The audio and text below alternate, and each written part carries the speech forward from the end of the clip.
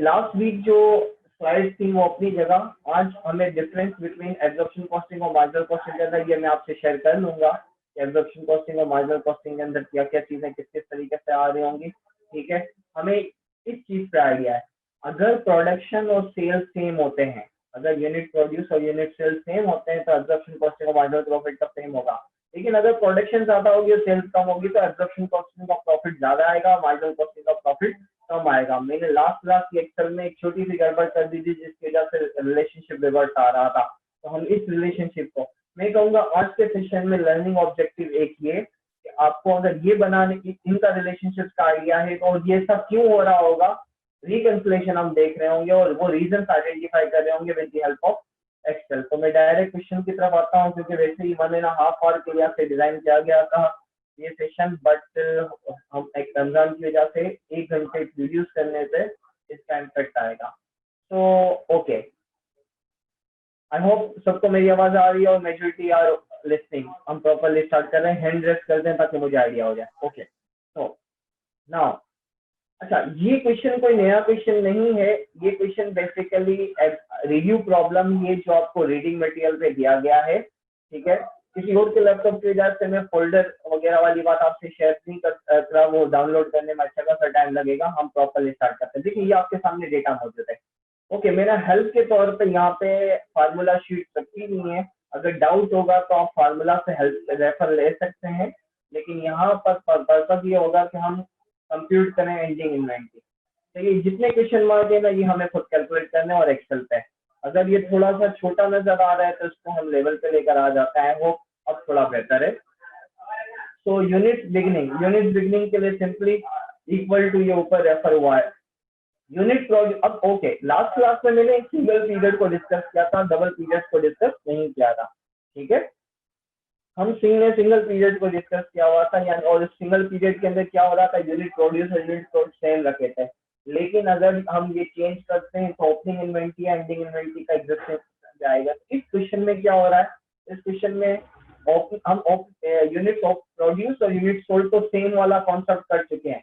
अब अगर आप इस क्वेश्चन को पर्टिकुलरली देखें तो इस क्वेश्चन में खास तौर पे क्या नजर आ रहा है, ईयर 1 के अंदर आपको यूनिट प्रोड्यूस ज्यादा है और यूनिट सोल्ड कम है। ठीक है, जबकि ईयर 2 के अंदर यूनिट प्रोड्यूस कम है और यूनिट सोल्ड ज्यादा है। तो ऑटोमेटिकली एडजस्टमेंट के लिए बिगिनिंग दी गई, यानी अगर हम इन दोनों ईयर का प्रॉफिट एंड लॉस कैलकुलेट कर रहे हैं तो ऑटोमेटिकली हमें इस कॉन्सेप्ट का आइडिया देगा क्यों आई प्लस हो रहा है या क्यों माइनस हो रहा है, और उसको डिटेक्ट भी कर देंगे रीजन क्या होता है। और तो लास्ट क्लास में एक दो स्टूडेंट्स ने कहा था कि sir reason fix active rate है, और मैंने कहा था आप अपने तौर पे सोच के रखिएगा कि फिक्स एक्टिव रेट क्या है, लेकिन मैं उसको न्यूमेरिकली वेरीफाई करूंगा और देन इसके बाद बीएलई डिस्कशन फोरम पे हम इसको, मैं सोच रहा हूँ बीएलई डिस्कशन फोरम पे एक और जूम का सेशन ले लो इसी तरीके से, उसमें हम फर्दर जितने भी क्वेश्चन आंसर होंगे हम उसको कवर करेंगे। तो अभी हम यहाँ पे कवर कर रहे हैं unit produce is equal to, ये जो फर्स्ट ईयर के हैं सिंपली हमें रेफर करना है, यूनिट सोल्ड भी इसको हमने क्या करना है, रेफर करना है, तो ये मैंने इक्वल टू करके रेफर कर दिया। ओके, यूनिट एंडिंग मेरे पास यहाँ पे गिवन नहीं है बट कैलकुलेट किए जा सकते हैं। सिंपली क्या करना होगा, यूनिट प्रोड्यूस में से माइनस कर देंगे यूनिट सोल्ड, तो हमारे पास यूनिट एंडिंग आ जाएंगे। अब फर्स्ट ईयर के जो एंडिंग यूनिट्स होंगे वही सेकेंड ईयर के ओपनिंग यूनिट्स होंगे, तो हमने इक्वल टू में रेफर करते हुए सेकेंड ईयर के ओपनिंग यूनिट के तौर पे कैलकुलेट कर दिया। यूनिट प्रोड्यूस अगेन ये ऊपर गिवन है तो ऊपर से रेफर कर दिया, ये भी ऊपर गिवन है तो ऊपर से रेफर कर दिया। अच्छा, कितने, जस्ट टू गिव आइडिया, मुझे अगर आइडिया दे दे तो ज्यादा, कितनों ने ये एक्सेल शीट अपने तौर पे पहले से सॉल्व कर ली है? तो ये ऐसा जिसने पहले से सॉल्व कर लिया, किसी ने हाथ नहीं उठाया, इसका मतलब किसी ने इस एक्सेल शीट को देखा। कितनों ने सॉल्व की है? हाथ उठे हुए मैं ये अज्यूम कर रहा हूँ कि जिन्होंने हाथ उठाया वो इन्होंने सॉल्व की है। ठीक है, कौन से दो स्टूडेंट्स हैं? शादेब एंड अरीबा। सही है, तो चले इन दोनों को पैनलिस्ट बना लेते हैं, ये इनका बेनिफिट। ओके, अच्छा कि बाकी अब सिर्फ वही हाथ उठाए जिन्होंने ये एक्सेल शीट एटलीस्ट देखी थी और सॉल्व करने की कोशिश की थी, फिर भले नहीं हुई, हाथ उठाए। देखी थी और सॉल्व करने की कोशिश की थी, भले नहीं हुई। चला उमेश से मारिया, इसका मतलब ओके, दैट्स गुड। का मतलब आप अपने तौर पे ट्राई कर रहे हैं, तो मेरा पर्पज यही है कि ये एक्सेल शीट, आपको इस एक्सेल शीट को मैनुअली भी आप बना सकते थे, लेकिन ऑफ कोर्स व्हाइट पेपर वाली चीजों पर टाइम लग रहा होगा। ओके, तो हम आ जाते हैं डायरेक्ट मटेरियल। आपको मैंने लास्ट क्लास के अंदर जो ये वाली एक्सेल शीट डिस्कस की थी, इसमें मैंने क्या किया था, कॉस्ट पर यूनिट कैलकुलेट नहीं किया था, हम डायरेक्टली क्या कैलकुलेट कर रहे थे, कॉस्ट ऑफ गुड्स सोल्ड के लिए material use, labour, factory overhead ये कर रहे थे। ये ट्रेडिशनल वे के लिए तो एक्सेप्टेबल है, लेकिन इसमें एक्सेल की एक कंसिडरेशन कि अगर हम यहाँ पे वैल्यूज चेंज करेंगे तो automatically ending unit per unit, ending inventory का एक इम्पैक्ट आएगा। तो मैंने यहाँ पर एंडिंग इन्वेंटरी का इम्पैक्ट कंसीडर ही नहीं किया था। जब अगर मैं यहाँ पे चेंज कर दूं, फॉर एग्जांपल इस 1000 को मैं 800 पे कन्वर्ट करूंगा, तो मेरे पास 200 की एंडिंग इन्वेंटरी आनी चाहिए, तो वो 200 की एंडिंग इन्वेंटरी का एफर्ट यहाँ पर आ नहीं रहा था, जिस वजह से मैंने एक्सेल पे डिजाइन इस तरीके से नहीं की थी कि एक्सेल से ये बेसिकली ये जो एक्सेल थी, ये टेक्निकली मैं कहूंगा इसको एक्सेल मत समझिएगा, ये बेसिकली आपकी का व्हाइट बोर्ड वाला काम था। ये बेसिकली आपका क्या था, व्हाइट बोर्ड वाला काम था, कि व्हाइट बोर्ड में आप जिस तरीके से मैनुअली कर रहे हैं, एक्सेल में प्रॉपरली एक्सेल अगर इस टॉपिक की डिजाइन करनी है तो उसके लिए फॉर्मेट आपके पास यहाँ पर मौजूद है, दिस वन। तो हम यहाँ पर इसके लिए मैं सजेस्ट करूंगा कि अगर आप एक्सेल की कंसिडरेशन करना चाह रहे हैं तो पर यूनिट कॉस्ट निकालें। तो हमारे पास ईयर 1 का मटेरियल की यूनिट कॉस्ट मौजूद है और ईयर 2 की मटेरियल यूनिट कॉस्ट भी मौजूद है, और ये चेंज नहीं हो रही अगर देखा जाए तो। मटेरियल, डायरेक्ट मटेरियल, ओके, यहाँ पर डायरेक्ट मटेरियल हमने टोटल कितना यूज किया, अगर हम इस पे हेल्प ले लेते हैं, हेल्प लेने का मतलब चैप्टर 6 फार्मूला B7 नजर आ रहा है, तो B7 पे जाके देखते हैं तो B7 क्या है, B7 के ऊपर देखते हैं तो डायरेक्ट मटेरियल पर यूनिट आपके पास अमाउंट मौजूद है, तो ये डायरेक्टली आपके पास पर यूनिट अमाउंट आ गई B7 which is $7, B7 sorry 11, ठीक है। यही बात मैं यहाँ पर तीनों पे अप्लाई करूंगा तो मेरे पास डायरेक्ट लेबर भी आ गया और मैन्युफैक्चरिंग ओवरहेड भी आ गया। तो यही चीजें मैं यहाँ से यहाँ पर रेफर कर रहा हूँ, यहाँ से यहाँ पे रेफर कर रहा हूँ, क्योंकि दोनों ईयर में नंबर, मटेरियल, लेबर और फैक्ट्री ओवरहेड की कॉस्ट सेम है, ठीक है। जो चेंज है उस पर आते हैं, fix factory overhead. Fix factory overhead की अगर हम बात करते हैं तो फिक्स फैक्ट्री ओवरहेड के लिए क्या करना होगा, अब यहाँ पे देखें, यहाँ पे क्या कह रहा है, B10 को B17 से डिवाइड करना है, तो B10 पर है क्या, ऊपर जाके देखते हैं तो B10 पर आपके पास फिक्स फैक्ट्री ओवरहेड नजर आ रहे हैं, तो फिक्स फैक्ट्री ओवरहेड को B17 से यूनिट प्रोड्यूस से डिवाइड कर देंगे, ठीक है। तो डेट मीन्स B7 गया टोटल फिक्स एक्सपेंस, लेकिन ये जो फिक्स ओवरहेड है ये अमाउंट है, पर यूनिट नहीं है, ये क्या है, अमाउंट है, पर यूनिट नहीं है। तो अमाउंट को डिवाइड करना होगा, किससे डिवाइड करना होगा, कितने यूनिट प्रोड्यूस कर रहे हैं, 10,000 यूनिट, तो मैंने 10,000 यूनिट से उसको डिवाइड कर दिया, तो मेरे पास पर यूनिट फैक्ट्री ओवरहेड आ गया, तो ये फैक्ट्री ओवरहेड पर यूनिट की जो कॉस्ट है ये बेसिकली फिक्स्ड मैन्युफैक्चरिंग ओवरहेड की कॉस्ट है, वेरिएबल नहीं है, ठीक है। तो अगर मैं एब्जॉर्प्शन कॉस्ट की एवरेज निकालना चाहता हूँ तो यही वाली बात यहाँ पर भी एप्लीकेबल होगी कि मेरे फिक्स फैक्ट्री ओवरहेड कितने हैं, fix factory overhead 120,000 which will be divided with unit produced जो कि 10,000 है, तो ये आ रहा है। दैट मीन्स एब्जॉर्प्शन कॉस्टिंग की यूनिट कॉस्ट मेरे पास कितनी आ रही है, फार्मूला से देख लें दोनों की सिचुएशन, सही है। ओके ओके ओके, एक छोटी सी गलती की, एनी ऑफ द पैनलिस्ट, मैंने क्या गलती की, कोई आइडिया देगा। सर एयर 2 में गलती करी है आपने। नहीं, चले मैं ही बता देता हूँ, fix manufacture, unit produce same है, यस सर। नहीं सर एयर 2 में 6,000 है ना, तो 6,000 से डिवाइड करेंगे ना सर। नहीं सर, इसके अंदर जो आप प्रोडक्शन होगी वो चेंज हो जाएगी, ओवरहेड कॉस्ट which is 120, लेकिन मैं इसको डिवाइड किससे करूंगा, 6,000 से। 6,000 से करेंगे। 6,000 से करेंगे। अब अगर मैं पर यूनिट कॉस्ट टोटल निकालता हूँ तो पहले साल की कितनी आ रही है 32 और दूसरे साल की कितनी आ रही है 40, तो इन दोनों में जो डिफरेंस आ रहा है उस डिफरेंस को मैंने क्वेरी नोट कर ली है, मैं एक साथ सारी क्वेरीज कर दूंगा, क्वेश्चन आंसर टाइप करें, हमें रियली डिस्कशन फोरम तक सारी क्वेश्चन में रख दूंगा, आंसर कर दूंगा, ठीक है। तो पर यूनिट ईयर 1 में मेरे पास पर यूनिट कितनी आ रही है 32, ईयर 2 में कितनी आ रही है 40। वजह क्या है, पहले साल मैंने ज्यादा यूनिट बनाए तो मेरी पर यूनिट कॉस्ट कम आई। अगर मैं कम यूनिट बनाऊंगा तो मेरे फिक्स एक्सपेंसेस तो अपनी जगह एग्जिस्ट करते हैं, तो इन फिक्स एक्सपेंसेस की वजह से मेरी पर यूनिट कॉस्ट क्या हो जाएगी, बढ़ जाएगी। दैट मींस इन ईयर 1 मेरे टोटल पर यूनिट कॉस्ट कितनी है 32 और इन ईयर 2 मेरी टोटल पर यूनिट कॉस्ट कितनी है 40। अच्छा, अब अगर मैं इनकम स्टेटमेंट बनाना चाहता हूँ, देखिए इनकम स्टेटमेंट का बेसिक स्ट्रक्चर एब्जॉर्प्शन कॉस्टिंग का क्या है, ये क्यों बनाई है, ये बेसिकली मैं कहूंगा इनकम स्टेटमेंट के लिए कैलकुलेशन है यूनिट प्रोडक्शन कॉस्ट के लिए से। अब अगर मैं सेल्स पे आता हूँ तो सेल्स के लिए मुझे क्या करना होगा, पहले साल जितने यूनिट सेल किए हैं, आप पहले साल कितने यूनिट सेल किए हैं 8,000 से मल्टीप्लाई कर देंगे सेलिंग प्राइस, और सेलिंग प्राइस कितनी है, तो ये 400,000 मेरे पास फर्स्ट ईयर की सेल्स आ गई। अब कॉस्ट ऑफ गुड्स सोल्ड मालूम करना चाहता हूँ, तो कॉस्ट ऑफ गुड्स सोल्ड में पहले साल जितने यूनिट सेल किए हैं, सही है, जो सेल किए हैं उस सेल को डिवाइड मल्टीप्लाई कर देंगे किससे, पर यूनिट कॉस्ट है। मुझे एक यूनिट कितने का पड़ रहा है 32 रुपए का पड़ रहा है, तो ये 32 रुपए की कॉस्ट यहाँ पर आ गई। ठीक है, दैट मीन्स आप देख सकते हैं B18 और B36 मल्टीप्लाई हुआ है, B18 और B4 मल्टीप्लाई क्या हुआ, यहाँ पर भी आप चेक कर सकते हैं कि B4 को B12 27 से 27 में भी यूनिट सोल्ड B18 ही है। ठीक है, तो दैट मीन्स कि मैं यही वाली बात यहाँ पर अप्लाई कर सकता हूँ फॉर्म में। तो यस, ये पहले मैंने cost of goods sold calculate किया। अब ग्रॉस मार्जिन के लिए क्या करना होगा, ग्रॉस प्रॉफिट या ग्रॉस मार्जिन के लिए सेल्स में से cost of goods sold minus करना है, कर दिया।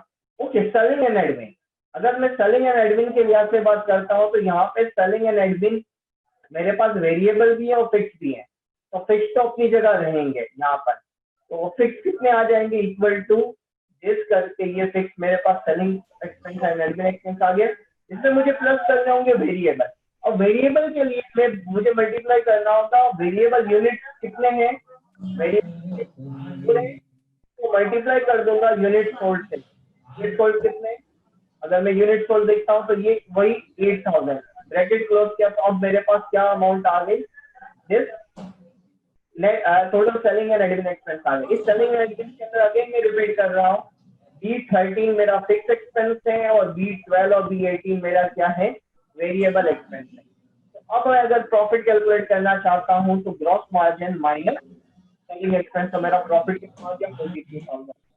ठीक है, अब मैं ईयर 2 में जाने के बजाय अभी पे जाने के बजाय वेरिएबल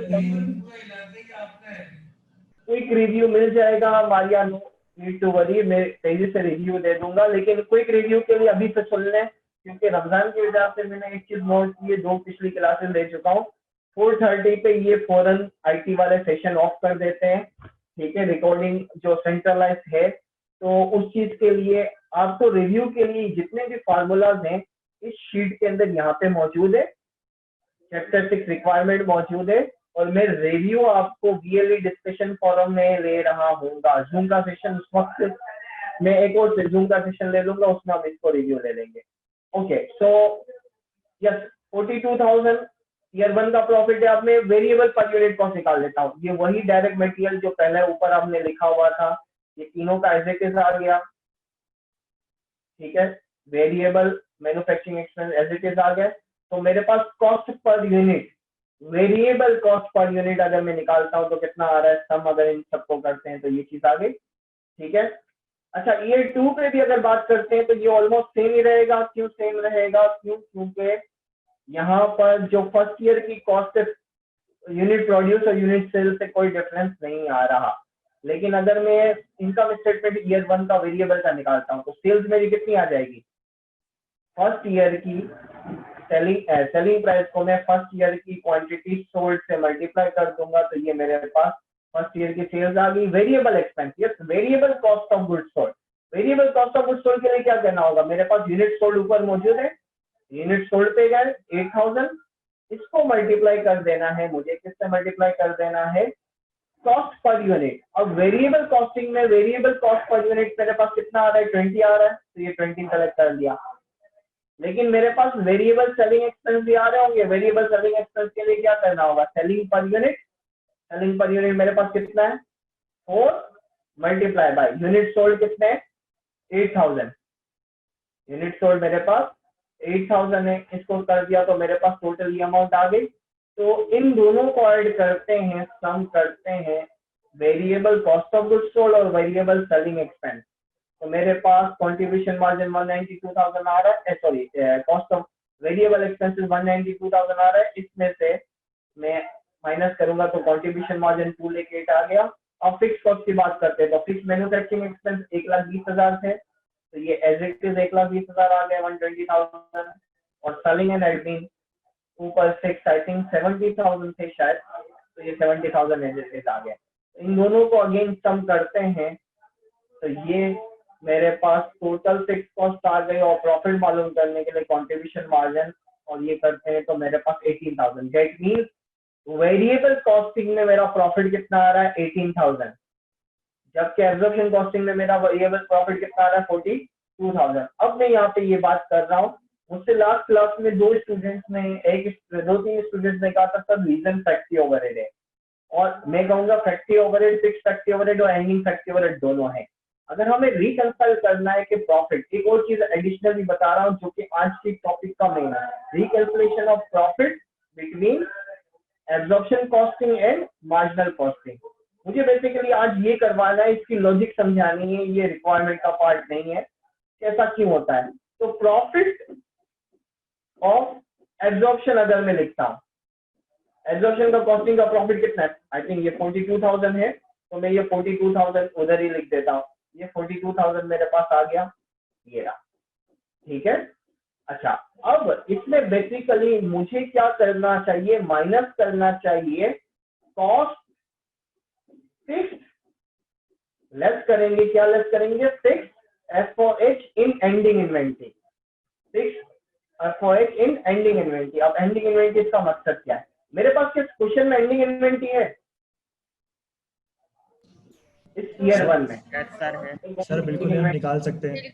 यस सर। यूनिट है 2000 यूनिट पर देखा जाए तो हमने कॉस्ट ऑफ गुड्स सोल्ड के लिए क्या किया था, इस 32 को मल्टीप्लाई कर दिया था, इस 32 को मल्टीप्लाई कर दिया था मैंने किससे, अगेन देख लेते हैं, इस 32 को मल्टीप्लाई कर दिया था, ये 18 के बजाय इसको 27 भी लिख सकते हैं कंप्यूटेशन पॉइंट से, ठीक है। यानी मैं इस 2000 को मल्टीप्लाई कर रहा हूँ 32 से। Yes sir. अगर मैं 2000 से मल्टीप्लाई करूंगा तो ये 2,50,000 सॉरी 8,000 को, मेरी गलती, cost of goods sold, yes cost of goods sold 2,56,000 है, 2,56,000 बेसिकली 8 को मल्टीप्लाई कर रहे हैं, किससे मल्टीप्लाई कर रहे हैं 320,000 से। तो देखा जाए तो मेरा ये जो कॉस्ट पर यूनिट है, इस कॉस्ट पर यूनिट, इसके लिए मैं छोटी सी कैलकुलेशन दिखा रहा हूँ यहाँ पर, जो थोड़ी सी गड़बड़ मुझसे भी थी, इसकी वजह से कंफ्यूजन बड़ी होगी, तो उसको नॉर्मलाइज करते हैं। Cost of goods manufacture, cost of goods manufacture बनाने के लिए क्या करना होता है, नंबर ऑफ यूनिट प्रोड्यूस को मल्टीप्लाई कर दूंगा यूनिट कॉस्ट से, एग्री करेंगे। तो मेरे पास नंबर ऑफ यूनिट प्रोड्यूस कितने हैं 8,000 इंटू पर यूनिट कॉस्ट कितनी है 32। मेरे पास कॉस्ट ऑफ गुड मैन्युफैक्चर 3,20,000 आ रहा है, लेकिन हम प्लस करते थे, क्या प्लस करते थे, ओपनिंग फिनिश गुड, जो कि ईयर 1 में मेरे पास मौजूद नहीं है।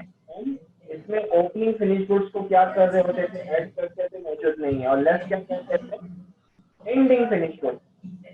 एंडिंग फिनिश गुड कितनी है, एंडिंग फिनिश गुड कैसे मल्टीप्लाई होगी, and unit ending into cost, unit cost, agree करेंगे।